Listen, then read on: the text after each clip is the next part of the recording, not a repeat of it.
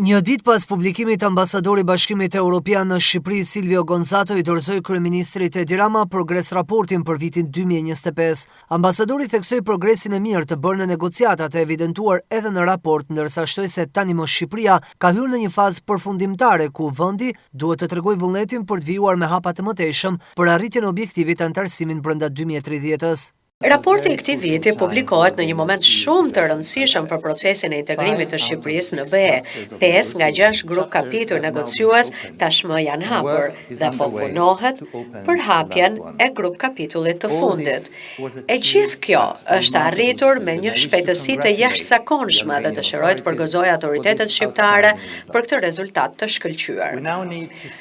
Tani duhet të shfrytëzojmë këtë mundësi unike në procesin e negociatave të antarësimit pasi po hymë në një fazë vendimtare. Është një fazë ku në fakt do të testohet vullneti dhe aftësia e Shqipërisë për të parafruar me standardet dhe legjislacionin e BE-s. Kjo është edhe arsye sepse ne jemi këtu.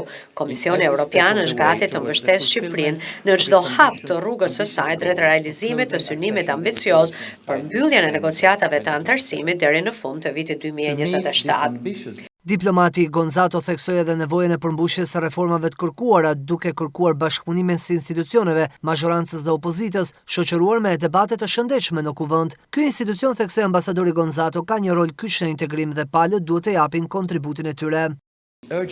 Urgjencën e reformave, që kjo nuk duhet të dëmtoj cilësinë e tyre. Dhe çfarë dua të them me këtë? Konsultimet domethënëse dhe gjithëpërfshirëse përpara miratimit të shoqëruara me debate të shëndetshme në kuvend. E them këtë sepse, siç e thekson edhe raporti, antarësimi në BE është një projekt gjithëshoqëror, pasi përfaqëson një zgjedhje për një model shoqëror të bazuar në të drejtat themelore dhe vlera demokratike, të cilat do duhet të përqafojë aktivisht çdo vend duke përcaktuar kështu të ardhmen e vet. Dhe ky projekt duhet të zotërohet jo vetëm nga qeveria, por edhe nga opozita, qytetarët, shoqëria civile dhe komunitetet vendore. Pra të gjithë kanë rolin e tyre për të luajtur. Dhe për këtë arsye duhet të ketë edhe legjitimitet demokratik dhe konsensus në të gjithë shoqërinë. Kryeministri Edi Rama deklaroi se progres raporti i Bashkimit Evropian tregoi mes të tjerash pavarësisht sfidave që adresohen, një gjë të rëndësishme që rruga e Shqipërisë drejt Bashkimit Evropian është në rrugën e duhur. Kreu i qeverisë shpreu bindjen se në raportin e vitit 2027, Bashkimi Evropian do të rekomandojë antarësimin e vendit tonë në Union. Shqipëria është në rrugën e duhur për të përmbyllur teknikisht negociatat brenda vitit 2027.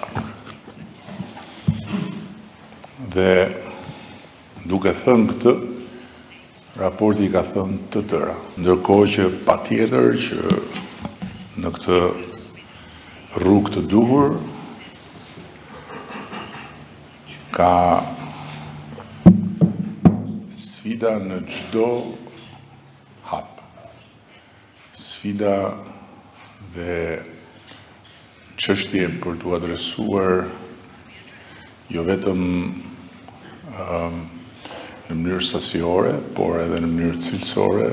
Një mesazh kishte edhe për kundërshtarët, teksa ju tha se duhet të ndihen mirë sepse kjo qeveri ka bërë detyrat edhe për mbështetësit edhe për kundërshtarët dhe se afrimiteti me Bashkimin Evropian është garanci për të gjithë. Theksoi se Partia Socialiste nuk ka ndërmend të ikë nga qeveria pa e futur vendin në Union. Uroj dhe shpresoj që këtë urim ta marrin ashtu siç duhet të gjithë ata që nuk e duan këtë qeveri, por që sot duhet të ndjehen shumë mirë, sepse sa më pranë BE-s jemi, aq më shumë do të ketë edhe për ta hapësirë dhe për kujdesje, gjë që nuk mungon as në këtë raport. Kështu që ndjehuni mirë që të gjithë, qofshin mbështetës, qofshin kundërshtar të kësaj qeverie, sepse kjo qeveri ka bërë detyrat edhe për mbështetësit dhe për kundërshtarët dhe pastaj afrimiteti gjithnjëherë më i madh me Bashkimin Evropian është një garanci për të gjithë. Se mbështetës dhe kundërshtarët qeverisë jemi në kohë të ndryshme sipas qeverive që shkojnë dhe që vinë. Kjo jona nuk do shkojë pa sjell Bashkimin Evropian në Shqipëri dhe pa bërë Shqipërinë antare krenare të Bashkimit Evropian. Ambasadori pritet që progres raportin t'i adresojë edhe ministres së jashtme, kryetarit kuvendit dhe presidentit.